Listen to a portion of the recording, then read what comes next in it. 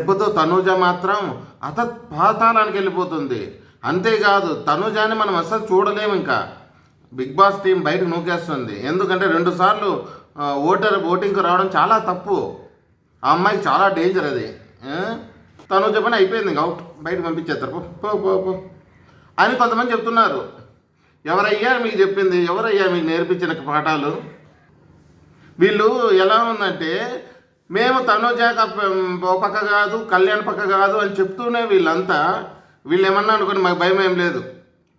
మేము కాదని మేము ధైర్యంగా చెప్తాం. తనూజకి సపోర్ట్ మాది, కళ్యాణ్ కూడా సపోర్ట్ చేస్తాం, కానీ తనూజని 10% ఎక్కువ చెప్తాం మేము.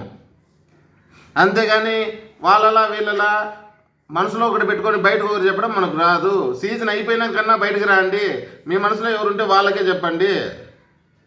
నేను ఒకరిగా చెప్తాను, ప్రతి ఒక్కరికి ఇదే చెప్తున్నా. ప్రతి ఒక్కరూ తనూజ వస్తే మాత్రం మాకు నచ్చదు కానీ బయటికి పెట్టాం మేము బయట పెట్టాం. మా కళ్యాణే గెలిపించుకుంటాం మేము.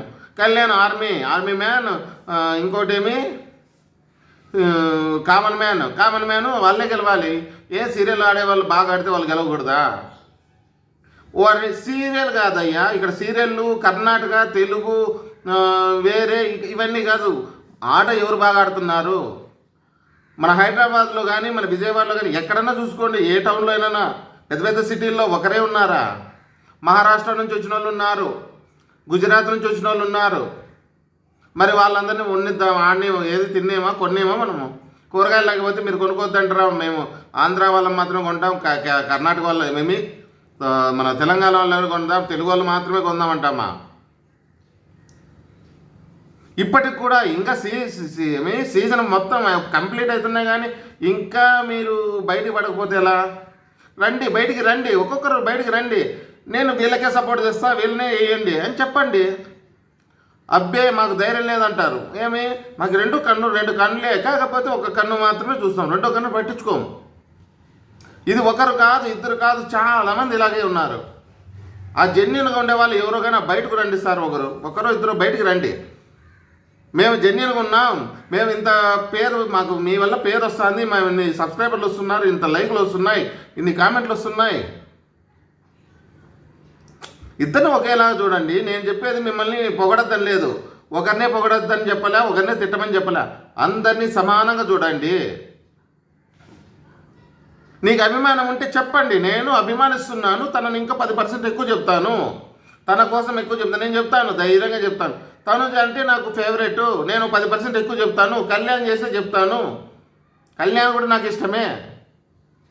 తప్పు చేస్తే కళ్యాణ్ అయినా తిడతాను, తనూజ అయినా అంటాను.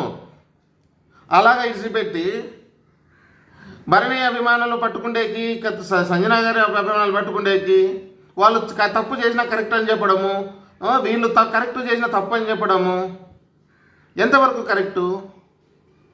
ఇప్పుడు తనూజ చేసే తప్పు ఏమన్నా ఉన్నాయా? అవి దొరకవు ఎవరికి. ఏమంటే ఇన్నాళ్ళు ఏమంటారు, బ్యాడ్ నెగిటివ్ ప్రోమోలు వేసి నెగిటివ్ చేస్తున్నారని. వాళ్ళు చేయడం లేదు నెగిటివ్, ఈ రివ్యూవర్స్ అలాగే వాళ్ళ పిఆర్ బ్యాచ్ ఏదైతే ఉందో వాళ్ళు చేస్తున్నారు. ఆడ నెగిటివ్ వేస్తేనేమి వాళ్ళు ఎపిసోడ్లోకి వస్తే వాళ్ళు నీట్గా వేస్తున్నారు కదా, వాళ్ళ తప్పు లేనే లేదు.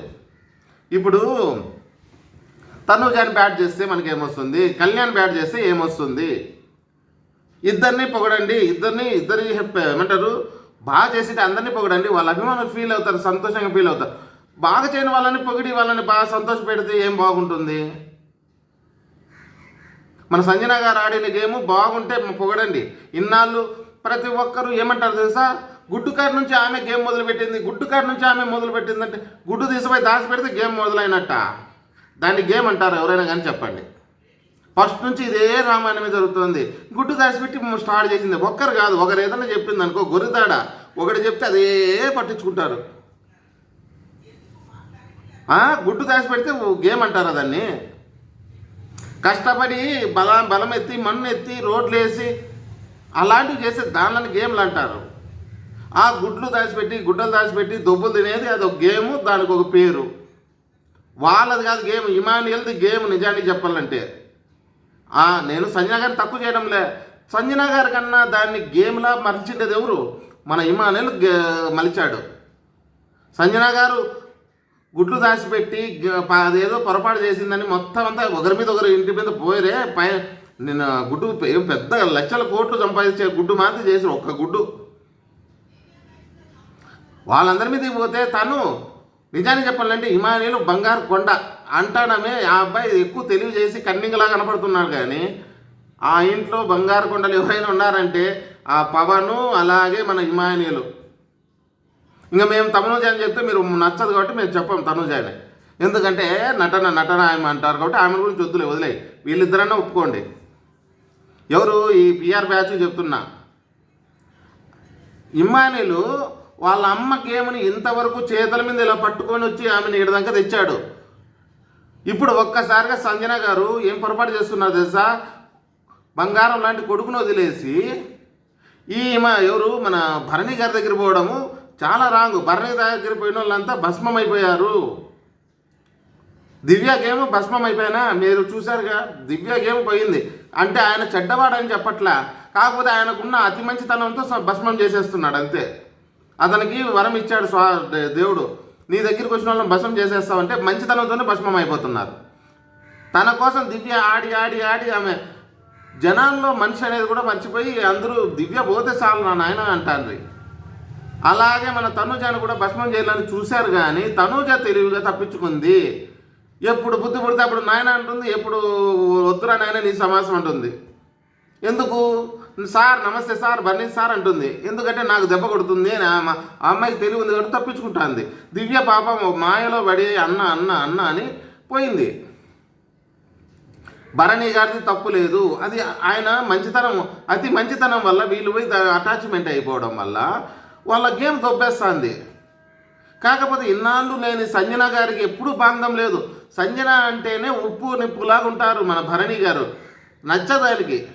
ఏంటి అమ్మా ఇలా చేస్తోంది, ఆమెకు మాత్రం మనసులో ఉంది మా అన్న అన్న అన్న అని ఎప్పటి నుంచి కూడా ఉంది సంజన గారికి. అంతమందితో కొట్లాడినా కానీ సంజన గారికి భరణి మీద అభిమానం అయితే ఉంది, దీన్ని ఎవరు కాదనలేము. కాకపోతే భరణి గారి కన్నా మంచి వ్యక్తి ఎవరైనా ఉన్నారంటే ఇమానియల్. ఈమె అనుకుంటుంది నాకేం చేయలేదు ఏం చేయలేదని. నీ గేమ్ ఎప్పుడు ప్రాబ్లంలో ఉన్నా ఆ ప్రాబ్లం నుంచి తప్పిస్తున్నది, వెనక నుంచి తప్పిస్తున్నది ఎవరైనా ఉన్నారంటే ఇమానియల్. నువ్వు ఏ తప్పులు చేసినా కానీ అమ్మ దీనికోసంగా చేసిండేది, వేరే దానికోసం. అమ్మ గేమర్, మంచి గేమర్, మీకు తెలియలేదని తిప్పకొచ్చాడు ఆయన.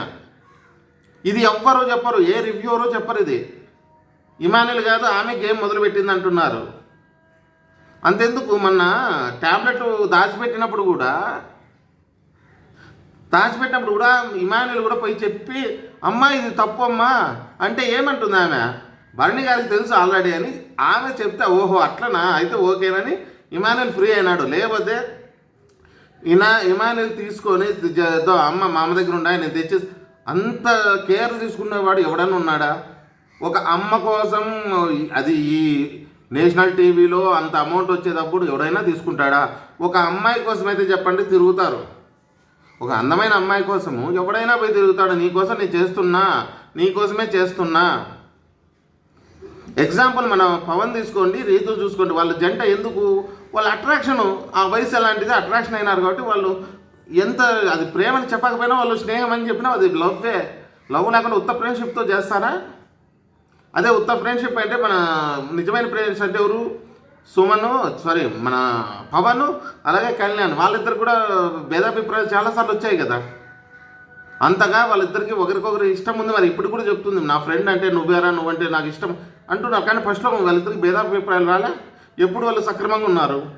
అలాంటిది ఎప్పుడు ఏ నిమిషానికి రాంది ఎవరికైనా ఉందంటే ఇమానియల్ ఒక్కడే.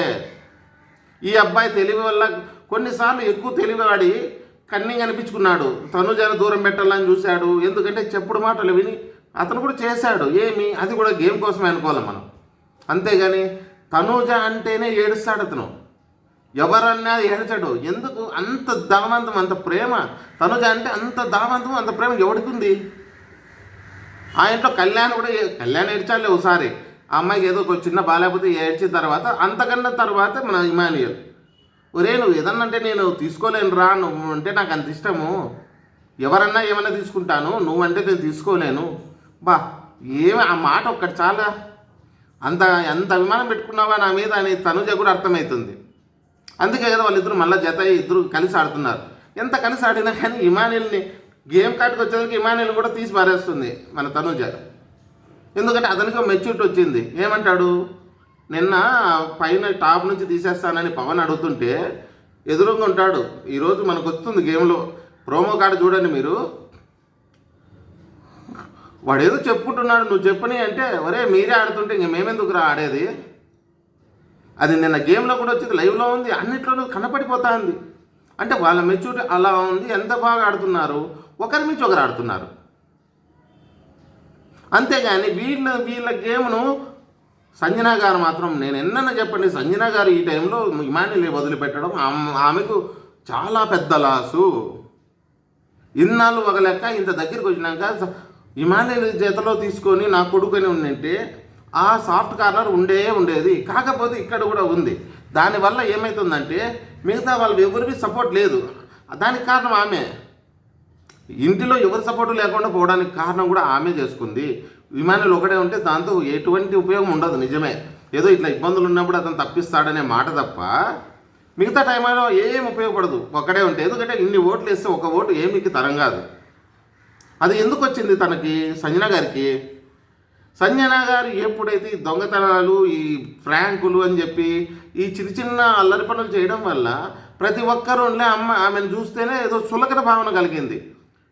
ప్రతి ఒక్కడు వచ్చేది, నేను ఎన్నిసార్లు చెప్పినా సంజన గారికి ఇంత అన్యాయం జరుగుతుంది, బిగ్ బాస్ ప్రతిసారి దండిస్తున్నాడు. ఏం చిన్న పిల్లనా ఆమెకు తెలియదా పాపం? ప్రతి ఒక్కడు వచ్చేది సంజన గారి ఓటు. సుమన్కి ఎన్నిసార్లు నామినేషన్లు వేశాడంటే సంజన గారిని చూడలేక నాగార్జున సారే అన్నారు. ఏమంటారు, నాగార్జున సారే ఎన్నిసార్లు, ఏమయ్యా నీకు ఇంకా అంతకన్నా ఎవరు దొరకరా? మనకే అనిపించింది, సార్ ఏంటి సార్ నాగార్జున గారు ప్రతిసారి ఆమెను లేపి ఆమెను బాధ పెట్టడం మీకు ఏమైనా మనసు ఒప్పుతోందా? ఆమె గట్టిగా ఉండే. అసలు మొన్నటిదాకా ఆమెను చూస్తే నాకు ఎంతో అభిమానం. ఎందుకంటే పాపం బాగా కష్టపడి ఆడే ఆమె. ఈ 2 రోజులు మిస్ చేసుకుంటుంది. ఇలా మాట చెప్పుడు మాటలని ఇమానియల్ను వదిలేసుకొని రావడం ఆమెకి చాలా మైనస్. ఇమానియల్ నువ్వు ఎలాంటి వాడైనా నీ కొడుకు అన్నావు, అన్నీ బాగున్నాయి, మంచి వ్యక్తి, మీ వరకు అయితే మంచి వ్యక్తి, ఎవరికి అన్యాయం చేయకుండా మీ బాండింగ్ ఇంతవరకు కాపాడుకుంటూ వచ్చేది ఇమానియల్ ఒక్కడే. ఇన్ని బాండింగ్లు ఎవరివన్నా చూసుకోండి, అన్ని 2 రోజులు వస్తాను ఎగుటై బయటకు పోయినా వెళ్ళే. వీళ్ళ మీద మాత్రం ఎన్నాళ్ళు పోయినా తల్లి కొడుకు బాండింగ్ అంత అద్భుతంగా కుదిరింది. మీ ఇద్దరికి అలా కుదిరిపోయింది అంతే. ఇప్పుడు మీరు చెడగొట్టుకోవడం మంచిది కాదు. ఏమంటారు, నాలాగా ఆలోచించేసే వాళ్ళు ఎవరైనా ఉన్నారా? సంజన మేలు కోరే వాళ్ళు అయితే మనమే ఎన్నిసార్లు అన్నాం, సంజన గారు గేమర్ అబ్బా, మంచి గేమరు, ఎంతమంది ఏమన్నా కానీ ఆమె గుండె ధైర్యానికి ఒప్పుకోవచ్చు. ఆమె గుండె ధైర్యము, ఆమెకున్న విల్ పవరు, ఎవరేమన్నా కానీ నేను ఆడతా, నేను మొదలు పెడతా. ఎవడే కానీ ఇంట్లో సపోర్టు లేదంటే ఎవరికైనా ఉందంటే సంజన గారు. అలాంటిది ఆమె ఏడ్చి బాధపడి ఎన్నో రోజులు ఉన్నాయి. దానికి మనం ఫిదా అయిపోతాం. అది అలాగే మెయింటైన్ చేస్తే ఆమెకు లాస్ట్ 5లో కూడా ఛాన్స్ ఉంటుంది. ఆమెనే మేము తక్కువ చేయడం లేదు. సంజన గారి గేమర్ మంచిదే, కాకపోతే ఆమె తెలియక కొన్ని చేసుకోవడం వల్ల ఈ ఇంట్లో వాళ్ళతో సపోర్ట్ లేకుండా చేసుకుంది. ఎంతమంది నిజమా కాదో చెప్పండి. ఎక్కడ సపోర్ట్ వస్తుంది ఆమెకి? ఎవ్వరూ సపోర్ట్ చేయరు. సంజన అంటే ఒక చిన్న చూపు. ఆమె ఫ్రాంకులు చేస్తుంది, దొంగతనాలు చేస్తుంది. దొంగతనం చేసేవాడిని ఇంటికి ఎత్తుకెళ్తుంది ఆమె ఏమన్నా? లేదుగా, మళ్ళీ మీకే ఇస్తుందిగా. వీళ్ళకు చందు దొరుకుతుంది. ఆమె చేసే చిన్న మిస్టేక్ వీళ్ళకు ఛాన్స్ ఇస్తుంది. అలా ఎంతో కష్టపడి వచ్చిన ఆమె ఇప్పుడు మంచి టైంలో అదే ఇప్పుడు అలవాటు ఒక వంతెన కట్టుకుంటూ వచ్చింది ఆమె. ఇంటి ఫస్ట్ నుంచి వంతెన చిన్నగా కట్టుకొని వచ్చి నువ్వు ఎక్కడైతే కట్టేయాలో ఆ గుంజ కట్టేయకోకుండా ఇంకో దాన్ని కట్టేస్తుంది. ఎంతసేపు ఉంటుంది? మీరు ప్లాన్ వేసుకున్నప్పుడు ఏ గుంజ కట్టాలనుకున్నా ఆ గుంజకే కట్టాలి. మధ్యలో తెచ్చి ఆడ నిలబెట్టిన దానికి కడితే అది తట్టుకుంటుందా? తట్టుకోదు.